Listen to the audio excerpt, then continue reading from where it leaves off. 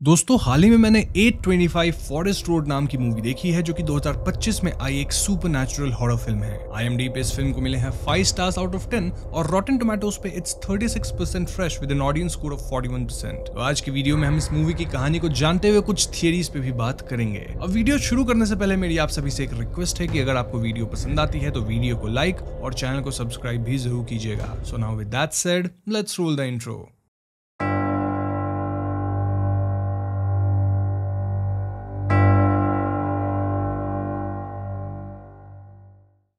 तो मूवी की शुरुआत में हम एशली नाम की लड़की को अपनी फ्रेंड नैटली से वीडियो कॉल पे बात करते देखते हैं। ये दोनों किसी एशलैंड फॉल्स नाम के बुक के बारे में बात कर रही होती हैं। दरअसल एशलैंड फॉल्स एक टाउन का नाम होता है जिसमें ये दोनों रहती हैं और ये बुक भी इसी टाउन के बारे में थी। एशली यहाँ नैटली को इस टाउन से जुड़ी एक थियरी भी बताती है। वो कहती है कि इस टाउन के बॉर्डर्स पहले से चेंज हुए हैं, पहले से श्रिंक हुए हैं। एशली इसके बारे में आगे बताने जा ही रही होती है कि कोई उसके डोर को जोर से नॉक करता है। चेक करने पे एशली किसी नहीं पाती, लेकिन जैसे ही वो डोर बंद करती है ये नॉक फिर से होता है और इसे सुन ऐश काफी डर जाती है। नाउ यहीं पे सीन कट होता है। अब अगले सीन में हम एक फैमिली को देखते हैं जो कि एशलैंड फॉल्स टाउन में एक नए घर को खरीद के मूव इन हो रहे हैं। इस फैमिली में 3 लोग हैं, चक, उसकी वाइफ मारिया और चक की छोटी बहन इजाबेल। इनके ब्रोकर का नाम बॉनी है, जिसकी बातों से हम समझ पाते हैं कि इससे पहले जो घर इन्होंने देखा था वो सेम प्राइस पे था, लेकिन इस घर से हाफ साइज का था। यानी ये बड़ा सा घर इन्हें सस्ते में मिल रहा है, जो कि हॉरर मूवीज में यूजुअली एक रेड फ्लैग ही होता है। ये बात चक को भी वियर्ड लगती है, लेकिन बॉनी इस बात को टाल देती है, सेइंग कि ये घर 3 साल से लिस्टेड है, इसीलिए इसकी प्राइसेस नेगोशिएबल है। तभी इजाबेल, जिसे हम आगे इजी कहेंगे, वो अंदर आती है और बॉनी उसे स्कॉलरशिप मिलने के लिए कांग्रेचुलेट करती है। चक यहाँ इजी से कहता है कि क्योंकि ये घर बड़ा है तो इजी को यहाँ आर्ट करने का काफी स्पेस मिलेगा, कंसिडरिंग कि इजी अब भी आर्ट करती है। ये सुन के इजी हर्ट हो जाती है क्योंकि इजी को लिटरली आर्ट के लिए ही स्कॉलरशिप मिली थी। And even though Chak easy का भाई है, उसे इजी के बारे में बहुत कम पता है। इतना भी नहीं पता कि उसे किस चीज की स्कॉलरशिप मिली है। इसके बाद कहानी का पहला चैप्टर शुरू होता है कॉल्ड चक। ये चैप्टर्स बेसिकली सेम कहानी को बताएंगे, लेकिन अलग अलग कैरेक्टर्स के पर्सपेक्टिव से। और पहले चैप्टर का पर्सपेक्टिव किसके नजरिए से है? वेल, चक के नजरिए से। सो हम ये समझ पाते हैं कि एशलैंड फॉल्स में पिछली रात तूफान आया था, जिससे चक के घर की सीलिंग से पानी लीक होने लग गया था। प्रीवियस उन्होंने कहा था कि घर में न्यू रूफ लगा है, जो कि ऑब्वियसली झूठ था। चक यहाँ लीक्स के पिक्चर बॉनी को भेजता है क्योंकि बॉनी ही इन्हें ये घर बेची थी। अब घर में मारिया का जो स्टूडियो रूम था उसमें वाटर लीकेज नहीं थी, और यहाँ हम समझ पाते हैं कि मारिया स्टाइलिंग एंड स्टिचिंग का काम करती है, साथ ही वो इससे रिलेटेड यूट्यूब चैनल भी चलाती है। मारिया के पास एक अजीब सा ओल्ड मैनिक्विन भी है जिसे वो मार्था कहती है, और चक को ये ओल्ड मार्था मैनिक्विन बिल्कुल पसंद नहीं। इसके बाद चक बाहर अपने पड़ोसी से मिलता है जिसका नाम लैरी है। बातचीत के दौरान लैरी चक को बताता है कि चक के घर का प्रीवियस ओनर अब इस दुनिया में नहीं है, इनफैक्ट वो गलत कदम उठाया था। ये सुनकर चक थोड़ा परेशान होता है, और जब वो बॉनी को भेजी हुई फोटो दोबारा देखता है तो उसे फोटो में एक गन दिखता है जो कि पहले तो वहां नहीं था। इसके बाद एक और वियर्ड चीज होती है, दैट इज कि अगली सुबह मैनिक्विन मार्था घर के बाहर रखी हुई थी,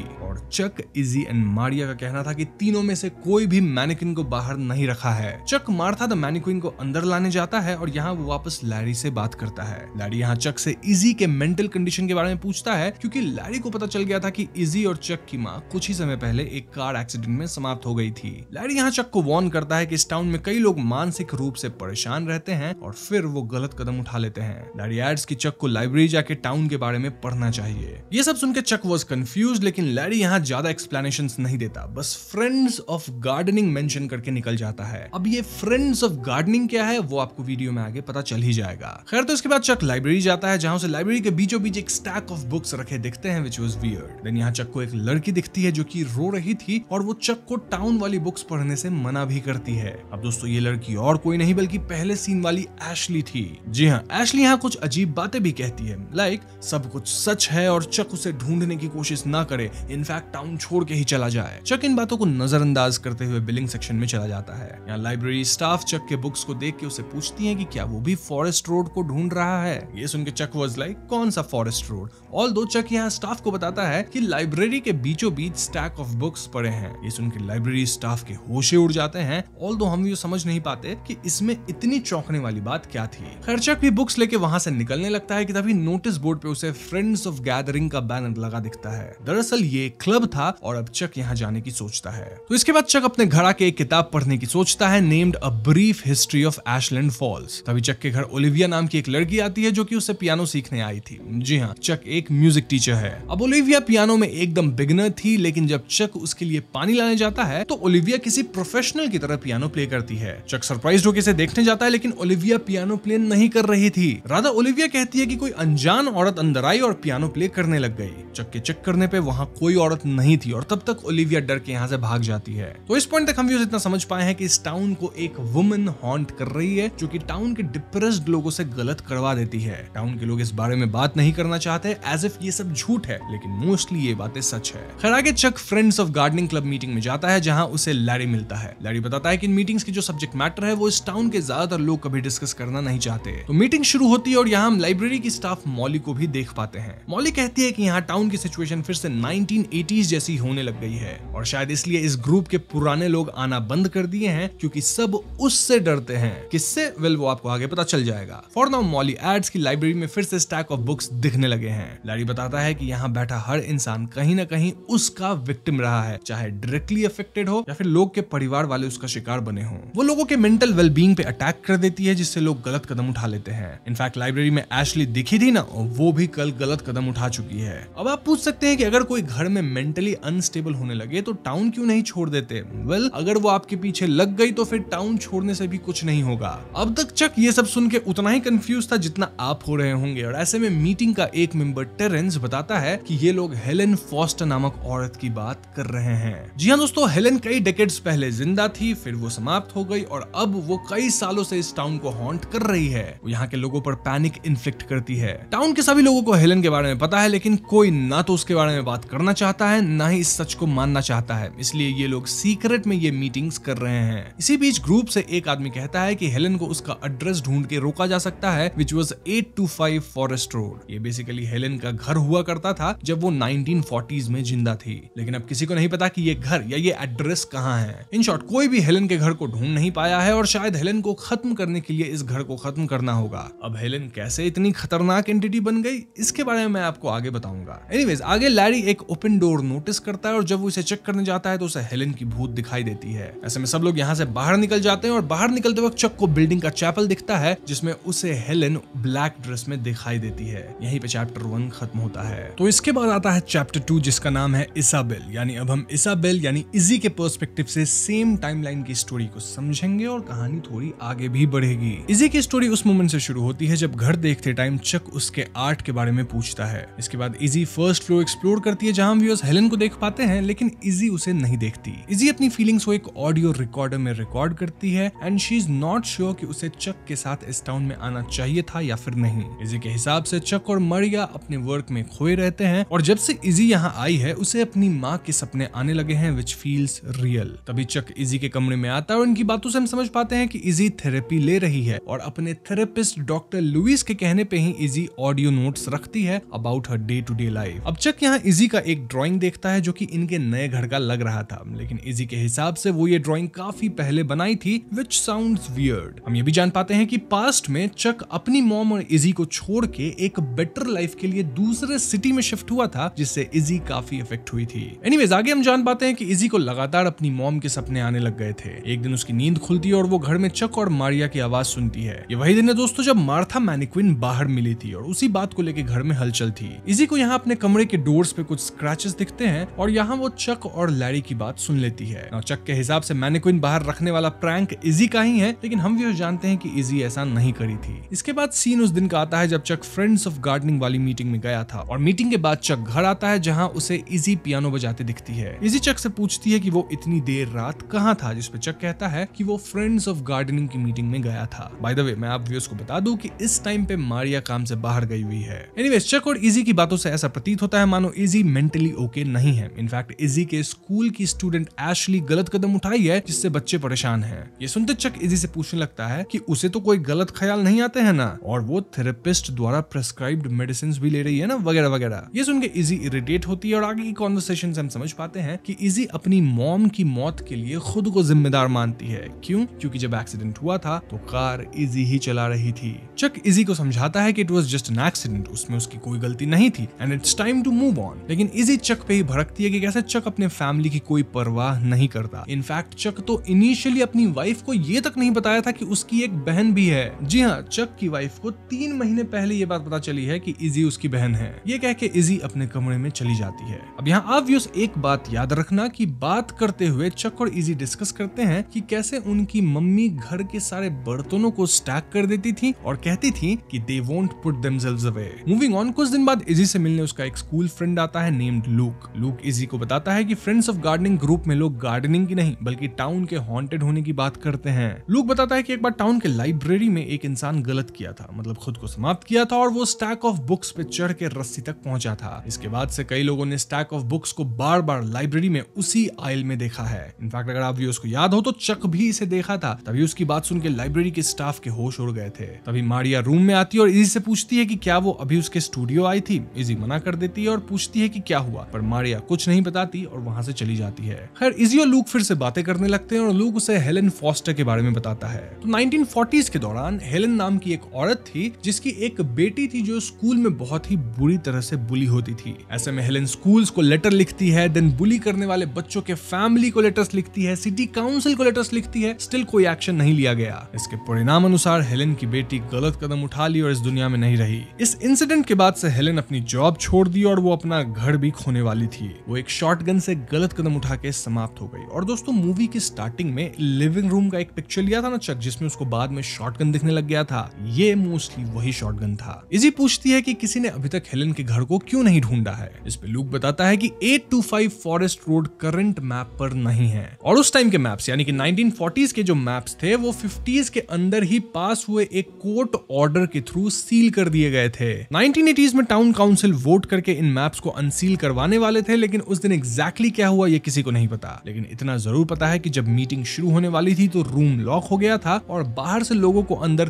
3 टाउन काउंसिल मेंबर्स दिखे और ऑडियंस में सिर्फ एक अकेली वुमेन देखी जो कि मोस्टली हेलेन फॉस्टर ही थी, मतलब हेलेन फॉस्टर की भूत। फिर आगे क्या हुआ ये किसी को नहीं पता। एनीवेज आगे हम व्यूज देखते हैं कि इजी को लगातार अपनी माँ के सपने आते रहते हैं। फिर एक दिन इजी मारिया के साथ एक आर्ट गैलरी जाती है जहाँ दोनों बॉन्ड करते हैं। हम समझ पाते हैं कि मारिया की भी एक बहन है जिससे वो क्लोज नहीं है। इनफैक्ट मारिया को बाइपोलर डिसऑर्डर है जिसके लिए वो दवा वगैरह भी लेती है। इन दोनों की बातों से क्लियर था कि चक मेंटल इलनेस को सीरियसली नहीं लेता है। I mean, ऐसे वो बहुत सही बंदा है, सपोर्टिव है, लेकिन मेंटल हेल्थ वाली सिचुएशन को कैसे हैंडल किया जाए ये चक को नहीं आता। तभी इजी एक लड़की की चीख सुनती है और with in second gallery close होने की अनाउंसमेंट हो जाती है। अब जिस पेंटिंग को देखकर वो रैंडम लड़की चिल्लाई थी, इजी उस पेंटिंग को देखती है और वहां उसे एक भूतिया फिगर खड़ी दिखती है। ना उस रात इजी सो रही होती है जब उसके रूम के वार्डरोब की लाइट्स अचानक से जल जाती है। वो उठकर लाइट को बंद करती है। इनफैक्ट वो लाइट वाली बल्ब ही निकाल कर अपने नाइट स्टैंड पे रख देती है। पर जैसे ही वो सोने जाती है रूम से फिर लाइट आती है, जबकि बल्ब तो उसके बेड के पास था। तभी उसे दरवाजे के पीछे से हेलेन निकलती हुई दिखती है और तभी उसकी नींद खुलती है। यानी ये बस उसका सपना था, राइट? वेल, अगर सपना था तो इजी के नाइट स्टैंड पे अब भी बल्ब कैसे पड़ी हुई थी? अब आगे इजी लूक को ये सब बताती है और वो लूक से मदद मांगती है ताकि ये दोनों मिलके 825 फॉरेस्ट रोड को ढूंढ सके। लूक साफ मना करता है, सेइंग कि एशली शायद उस जगह को ढूंढ ली थी, जिसके बाद एशली का क्या हुआ ये हम सब जानते हैं। इसके बाद इजी घर आती है जहां वो मारिया को काफी डिस्टर्ब देखती है। इजी मारिया से पूछती है कि क्या हुआ, लेकिन तभी चक कहता है कि जल्दी पैकिंग शुरू करो, मैं थोड़ी देर में बाहर से आ रहा हूँ।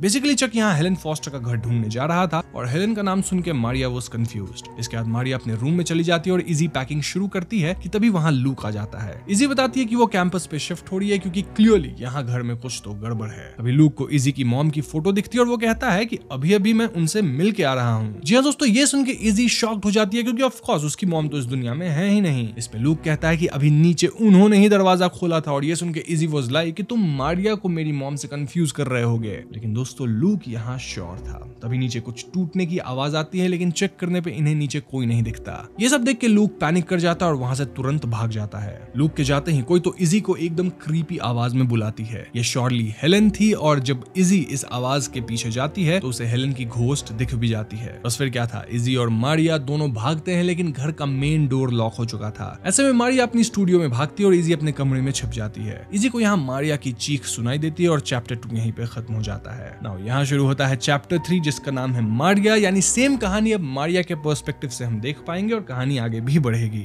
तो मारिया की कहानी भी उसी टाइम से शुरू होती है जब मूवी के स्टार्ट में वो तीनों ब्रोकर से बात कर रहे होते हैं। वो चक के आर्ट वाले स्टेटमेंट को सुनकर डिसअपॉइंट होती है और जाके उसे करेक्ट करती है। मारिया मजाक करती है कि इतने बड़े घर की इतनी कम प्राइस देखकर उसे शक है कि कहीं इन्हें बेसमेंट में ह्यूमन बोन्स वगैरह ना मिल जाएं। बट ब्रोकर उन्हें अश्योर करती है कि भले घर पुराना है लेकिन अंदर से एकदम सॉलिड है। अब नेक्स्ट सीन कुछ दिनों बाद की थी जहां हम मारिया को कार के पास चक का वेट करते हुए देखते हैं। हम समझ पाते हैं कि ये उसी दिन की कहानी है जब चक लाइब्रेरी गया था उन बुक्स को लेने। दोनों कार में बैठते हैं और मारिया चक से पूछती है कि उसे सडनली एशलैंड फॉल्स की हिस्ट्री में इतना इंटरेस्ट क्यों आ गया है, और चक यहाँ उसे कुछ नहीं बताता। यहाँ चक और मारिया इजी के बारे में बात करने लगते हैं और हम मारिया को इजी को डिफेंड करते देखते हैं। इस सीन से हमें पता चलता है कि चक थेरेपी में यकीन नहीं करता और उसे लगता है कि कोई भी इलनेस सिर्फ मेडिसिन से ठीक हो सकती है। मारिया उससे कहती है कि ये उसका ओपिनियन है, फैक्ट नहीं। ना कुछ दिनों बाद हम मारिया को अपनी सिस्टर से बात करते हुए देखते हैं। हम समझ पाते हैं कि मारिया को इस स्मॉल टाउन में एडजस्ट करने में इश्यूज आ रहे हैं क्योंकि उसे शुरू से सिटी लाइफ की आदत थी। मारिया फोन रख के नीचे जाती है और हम देख पाते हैं कि हेलन घर के अंदर उसे देख रही थी। नीचे लिविंग रूम में चक उन बुक्स को पढ़ रहा होता है और वो मारिया को बताता है कि 1953 में इस टाउन के सारे स्ट्रीट नेम्स को बदल दिया गया था और साथ ही साथ टाउन बॉर्डर्स भी थोड़े चेंज हुए थे। वो ये भी बताता है कि जिस घर में वो रह रहे हैं उसका ओरिजिनल नाम था 15 रोज लेन। मारिया बात करते करते किचन में जाती है और देखती है कि सारे बर्तन स्टैक करके रखे हुए थे और सबसे ऊपर वाले बोल में एक नोट था जिसमें लिखा था they won't put themselves away. अब इसका कनेक्शन क्या है वो आप व्यूअर्स समझ गए होंगे क्योंकि ये कौन बोलता था वो मैंने आपको पहले ही बता दिया था, मैंने आपको याद रखने कहा भी था। खैर इसके बाद मारिया अपनी कार में निकलती है जहां रेडियो पे एशली के समाप्त होने की न्यूज आ रही थी। मारिया यहाँ अपना कार रिवर्स करती है और हम हेलन को देख पाते हैं जो मारिया को देख रही थी। नेक्स्ट सीन में हम मारिया को लाइव स्ट्रीम करते हुए देखते हैं और वो एक सेकंड के लिए अपने स्टूडियो से रूम में जाती है और जब वो वापस आती है तब मार्था द मैनिक्विन अपनी जगह बदल चुकी थी। वो ये देखकर कंफ्यूज हो जाती है और इजी के रूम में जाके पूछती है कि क्या इजी उसके स्टूडियो में आई थी। दोस्तों ये वही सीन है जहां लूक इजी को हेलन के बारे में बता रहा था और बीच में मारिया आई थी। इजी के मना करने पे मारिया वापस अपने स्टूडियो जाती है और अपना लाइव स्ट्रीम कंटिन्यू करती है। अब सीन चेंज होता है और अगले सीन में हम मारिया को मैनिक्विन के सामने बैठे देखते हैं। मारिया को समझ नहीं आ रहा था कि आखिर यहाँ हो क्या रहा है। अभी एक अलार्म बजता है और मारिया अपनी बाइपोलर डिसऑर्डर की मेडिसिन लेने जाती है पर वो कुछ सोच कर टैबलेट्स नहीं खाती। अब नेक्स्ट सीन गैलरी विजिट वाले दिन शिफ्ट होता है और उस दिन विजिट के बाद मारिया जब घर आती है तब चक वहाँ बैठकर पियानो बजा रहा होता है। वो मारिया से पूछता है कि उसे गैलरी कैसे लगी। मारिया चक को बताती है कि कैसे गैलरी को रश में क्लोज कर दिया गया। दोनों इजी के बारे में बातें करते हैं और मारिया कहती है कि वो इजी से कनेक्ट करना चाहती है बट ये बहुत मुश्किल है क्योंकि 3 महीने पहले ही उन दोनों को एक दूसरे के बारे में पता चला था। यहाँ चक कहता है कि इवन दो वो और इजी 10 साल से एक ही घर में रहे बट उसे लगता है कि वो उसका भाई नहीं बल्कि कोई स्ट्रेंजर है। मारिया उसे कंफर्ट करती है और वहां से चली जाती है। अब कुछ टाइम बीत जाता है और हम उसी दिन की कहानी देखते हैं जब हेलन इजी और मारिया को चेज करती है। तो यहाँ मारिया एक बार फिर अपने स्टूडियो में लाइव स्ट्रीम कर रही होती है। मारिया की सीट के पीछे ही मार्था द मैनिक्विन थी और हम उसके हाथों को मूव होते हुए देख पाते हैं बट मारिया का तो पूरा ध्यान लाइव स्ट्रीम पे था। तभी मारिया को उसकी सिस्टर एली का कॉल आता है। एली हमेशा अपनी बहन के लाइव स्ट्रीम्स को देखती थी और मारिया को लगता है कि एली उसे ब्राइड्समेड ड्रेस के बारे में बात करने के लिए कॉल कर रही थी। मारिया ड्रेस दिखाने के लिए उठती है और हम भी उस पीछे मैनिक्विन को टर्न करते देखते हैं। तभी कोई क्लेयर मारिया को टेक्स्ट करके तुरंत घर से निकलने कहती है। मारिया को कुछ समझ नहीं आता इसलिए वो एक बार फिर से लाइव स्ट्रीम पे फोकस करती है पर तभी वो नोटिस करती है कि मैनिक्विन रूम में नहीं है। उसे लगता है कि कोई उसके साथ मजाक कर रहा है पर तभी उसे एक जोर की आवाज आती है। मारिया आवाज के पीछे जाती है जहां वो मैनिक्विन को मूव करते देखती है। इनफैक्ट ये मैनिक्विन टर्न करती है। ये देखकर मारिया डर के भागती है और चक के घर वापस आने पे वो चक के साथ मिलकर मैनिक्विन को जला देती है। अब तक मारिया पैनिक कर चुकी थी और वो चक को ही ब्लेम करती है कि कैसे वो अपने स्वार्थ के लिए सबको इस छोटे टाउन में लेके आ गया। खैर कहानी आगे बढ़ती है जहां हम इजी और लूक को ऊपर बात करते हुए सुनते हैं। नीचे मारिया किचन में जाती है और उसे एक बार फिर सारे बर्तन स्टैक्ड मिलते हैं और इस बार नोट में हेलो मारिया लिखा था। इसके बाद हम क्लियरली ब्लैक फिगर्ड घोस्ट यानी हेलन को देख पाते हैं जो कि इजी के माँ की आवाज में उसे बुलाने लगती है। हेलन बहुत सारे बर्तन तोड़ती है और ये सीन चैप्टर 2 का फाइनल सीन है दोस्तों जहां मारिया और इजी दोनों हेलन को देख अपने अपने रूम में भागते हैं। मारिया जो कि अपने स्टूडियो में भागी थी वो बेड के पीछे छिप जाती है लेकिन तभी हेलन मारिया पे हमला कर देती है। थोड़ी देर बाद सब कुछ शांत हो जाता है और यहाँ मारिया को भी ठीक देखते हैं जो कि इजी को कंसोल कर रही थी। ऑल्दो अब मारिया बिल्कुल अलग दिख रही थी। I mean, वो बहुत पतली हो गई थी, उसकी आईज एकदम संकन थी, चीक बोन्स काफी प्रोमिनेंटली दिख रहे थे और उसकी नाक से खून भी बह रहा था। यहीं पे चैप्टर 3 खत्म हो जाती है। इस पॉइंट पे स्क्रीन पे 4th और फाइनल चैप्टर आता है जिसका नाम है द फॉरेस्ट रोड। सो यहाँ हम मारिया को काफी बीमार देखते हैं और चक उसी के पास बैठा हुआ था। तभी लूक वहां आता है और उसके पास टाउन का ओल्ड मैप था जिसे वो इजी और चक को दिखाता है। लूक पता लगा लिया था कि आखिर कैसे एशली 825 फॉरेस्ट रोड को ढूंढ निकाली थी। बेसिकली सीन ये था कि 1950s इसके बाद स्ट्रीट्स के नेम एंड एवरीथिंग को चेंज कर दिया गया था। इनफैक्ट टाउन के मैप को भी श्रिंक कर दिया गया था। लेकिन टाउन काउंसिल सिटी के पावर ग्रिड वाले मैप को चेंज करना भूल गए थे और पावर लाइंस को देख के क्लियरली पता चल रहा था कि 825 फॉरेस्ट रोड कहां पे स्थित है। सो यस, अब इन्हें एक आइडिया लग गया था कि टाउन के किस एरिया के बाहर उन्हें 825 फॉरेस्ट रोड मिल सकता है। इस पॉइंट पे बॉनी इनके घर आती है क्योंकि उसे कस्टमर रिव्यू शूट करना था for her real estate business firm's promotion. Chuck Bonnie से कहता है कि this is not a good time, लेकिन मरिया इसे शूट करने के लिए रेडी हो जाती है। ये देख इजी और चक बहुत ज्यादा चौंक जाते हैं क्योंकि थोड़ी देर पहले तक तो मरिया काफी बीमार दिख रही थी। मरिया कहती है कि वो आज ही शूट करेगी, मीनवाइल चक और इजी को फॉरेस्ट रोड के लिए निकलना चाहिए। अब सबको ये बात बहुत वियर्ड लगती है क्योंकि मरिया को अब तक किसी ने कुछ नहीं बताया था, तो आखिर उसे इस फॉरेस्ट रोड के बारे में कैसे पता चला। तो इसके बाद मरिया शूट करना शुरू करती है और लूक मरिया पे नजर रखने घर पे रुकता है। वहीं चक और इजी फॉरेस्ट रोड ढूंढने निकलते हैं। घर पे मरिया लूक को घूर रही होती है और वो काफी स्ट्रेंज एक्ट करती है। जैसे ही इंटरव्यू शुरू होता है वो अपनी डॉटर के बारे में बात करने लगती है। बॉनी वो सरप्राइज्ड क्योंकि मरिया की कोई बेटी थी ही नहीं और ऐसे में बॉनी मरिया को बस रिव्यू देने पे फोकस करने कहती है। लेकिन मरिया तो अपनी इमेजिनरी बेटी की बात किए जा रही थी और ये बातें क्लियरली हेलेन की बेटी की कहानी से मिलती जुलती थी। आई मीन वही कहानी की कैसे बेटी बुली होती है, कोई हेल्प नहीं किया जिस कारण बेटी वॉशरूम में गलत कदम उठाई। यानी कि दोस्तों मरिया पूरी तरह से हेलेन द्वारा पजेस्ड हो चुकी थी। ये लोग हेलेन द्वारा पजेस्ड मरिया से उसकी बेटी का नाम पूछते हैं और वो बताती है कि उसका नाम मेरी था। इसके बाद रियल हेलेन सामने आती है और वो इन तीनों पे अटैक कर देती है। आई मीन लूक, बॉनी और उसके कैमरामैन पे। अब इन तीनों के साथ क्या हुआ ये हमें क्लियरली दिखाया नहीं जाता, बट वी कैन अज्यूम कि ये तीनों समाप्त हो गए होंगे। उधर इजी और चक लोकेशन पे पहुंचते हैं और वो देखते हैं कि रोड एक्चुअली में फॉरेस्ट के अंदर जाके मर्ज हो रहा था। आगे रोड बंद होता है तो दोनों उतर के पैदल आगे बढ़ते हैं। फॉरेस्ट में कुछ दूर अंदर जाने पे उन्हें फाइनली एक बहुत पुराना घर दिखता है। वो दोनों घर के अंदर जाते हैं और उस जगह को एक्सप्लोर करते हैं। वहां चक को एक लेटर मिलता है और ये वही लेटर था जो हेलेन ने अपनी बेटी के बुली के पेरेंट्स को भेजा था। अब दोस्तों इस पॉइंट पे आता है मूवी का सबसे बड़ा ट्विस्ट। और पता है ट्विस्ट क्या है? वेल, हमें पता चलता है कि फॉरेस्ट रोड में हेलेन का घर नहीं था बल्कि उसकी बेटी के बुली क्लार्क फैमिली का घर था। जी हाँ दोस्तों, हेलेन का रियल घर था 15 रोज लेन, यानी कि वही घर जिसमें अभी चक शिफ्ट हुआ है। चक तुरंत इजी को लेकर यहाँ से निकलना चाहता था लेकिन इजी वहां थी नहीं, तो चक उसे ढूंढने भागता है। वो देखता है कि इजी एक डोर के सामने खड़ी है और एक डार्क हैंड उसके शोल्डर पर है। अब ये सीन बिल्कुल एक ड्राइंग की जैसी थी जिसे इजी कुछ सालों पहले बनाई थी, यानी उसने एक्सीडेंटली अपने फ्यूचर को काइंड ऑफ प्रेडिक्ट कर दिया था। चक इजी को बचाने भागता है पर वो दोनों ही उस रूम में बंद हो जाते हैं। मतलब एकदम से दरवाजा खुलता है, दोनों उसमें खिंच जाते हैं काइंड ऑफ एंड गायब हो गए। इस सीन को देख के यही इंप्लाई किया जा सकता है कि यहाँ ये दोनों भी समाप्त हो गए होंगे। फिल्म के आखिरी सीन में हम उनके घर में रखे एक पुराने फोटो को देखते हैं जिसमें चक और इजी छोटे थे। मूवी यहीं पे खत्म हो जाती है। तो दोस्तों ये थी 825 फॉरेस्ट रोड फिल्म की कहानी और यहाँ कहानी काफी स्ट्रेट फॉरवर्ड है। आई मीन हमें क्लियरली हेलेन फॉस्टर की पास्ट बता दी गई है और यहाँ बड़ा ट्विस्ट ये था कि हेलेन का ओरिजिनल हाउस वही था जिसमें चक शिफ्ट हुआ था। देन हम ये भी जान पाते हैं कि लूक जो मैप लेके आया था वो दरअसल टाउन का पावर ग्रिड का मैप था। टाउन प्लान के मैप को तो टाउन काउंसिल ने सील कर दिया था बट पावर ग्रिड मैप की तरफ किसी का ध्यान नहीं गया था और ये बात सबसे पहले एशली ही डिस्कवर करी थी। यानी कि उसे पता चल गया था कि 825 फॉरेस्ट रोड कहाँ है, बट इससे पहले कि वो किसी को ये बात बता पाती हेलेन ने उसे हॉन्ट करके समाप्त होने पे मजबूर कर दिया। अब 825 रोड में हेलेन का नहीं बल्कि उसकी बेटी मेरी को बुली करने वाले बच्चे की फैमिली का घर था और यहीं से कंफ्यूजन शुरू होता है कि अगर वो घर हेलेन का नहीं था तो फिर वहां चक और इजी पे कौन हमला किया। अब यहाँ दो पॉसिबिलिटीज है। पहली ये कि शायद ये हमला हेलेन ही करी हो, मतलब वो घोस्ट है तो एक टाइम पे दो जगह पे हो सकती है। बट कुछ लोग मानते हैं कि हेलेन तो उस वक्त मरिया को पजेस करके लूक, बॉनी और कैमरामैन को हॉन्ट कर रही थी। अगेन घोस्ट है, दोनों जगह हो सकती है, बट यहाँ मैं आपको एक दूसरी थियरी भी बता देता हूँ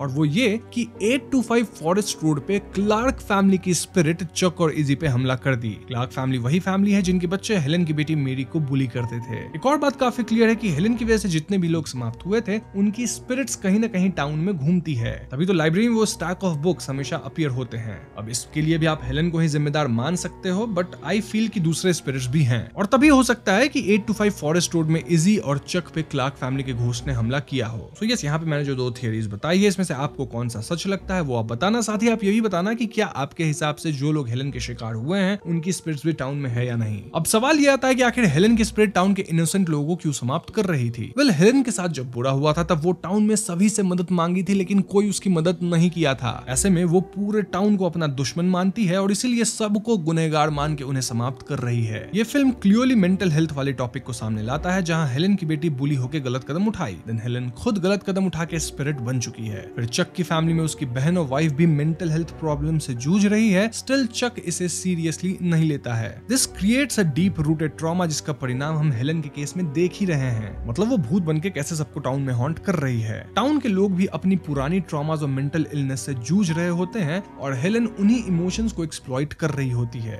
इससे ये भी इंप्लाई होता है कि जो कुछ हो रहा है वो सिर्फ सुपरनैचुरल नहीं बल्कि साइकोलॉजिकल भी है। हेलन की हॉन्टिंग को हम मेंटल हेल्थ की डिस्टॉर्शन से भी कनेक्ट कर सकते हैं, जहां वो लोगों की फियर्स, इनसिक्योरिटीज और अनरिजॉल्व ट्रॉमा को अपने एडवांटेज के लिए यूज करती है। नाउ एक और सवाल कि क्या चक, इजी, मरिया, लूक और बॉनी एंड में समाप्त हो गए? देखो ये सवाल काफी कंफ्यूजिंग और फिल्म में इसका क्लियर जवाब नहीं है। चक, इजी, मरिया, लूक और बॉनी के फ्यूचर काफी एम्बिग्यूअस हैं। आखिरी सीन्स में जब चक और इजी को एक रूम में बंद दिखाया जाता है, मतलब वो खिंच जाते हैं, तो ये हिंट होता है कि उनका सफर यहीं पे खत्म हो गया है। जो पुरानी फोटो फिल्म के एंड में दिखाई गई है उसे ये लगता है कि चक और इजी की स्पिरिट अब टाउन में फंसी हुई है। लेकिन जब तक हेलन और उसके एक्शंस का पूरा इंपैक्ट नहीं समझ आता, हम ये नहीं कह सकते कि वो मर गए हैं या फिर उनकी स्पिरिट्स किसी फॉर्म में एग्जिस्ट करती है। हो सकता है उनकी स्पिरिट्स अब भी टाउन में भटक रही हो, या हो सकता है कि वो पूरी तरह से ही खत्म हो गए हों, या फिर वो किसी तरह के कैद में हो। जो भी है, वी कैन सेफली अज्यूम कि उनका फिजिकल फॉर्म तो पक्का समाप्त हो गया है, यानी वो इस दुनिया में फिजिकली तो नहीं है। फिल्म का सबसे इंपॉर्टेंट एलिमेंट है टाउन की हिस्ट्री, बदलते मैप्स और मिस्टीरियस फॉरेस्ट रोड का कनेक्शन। जो 825 फॉरेस्ट रोड था वो पहले सील्ड था और टाउन के लोगों ने अपने दर्द को छुपाने के लिए उस एड्रेस को छुपाने की कोशिश की थी। मतलब अगर आप पास्ट को ही छुपा दोगे तो फ्यूचर में सब कुछ ठीक हो जाएगा, लेकिन ऐसा होता नहीं है।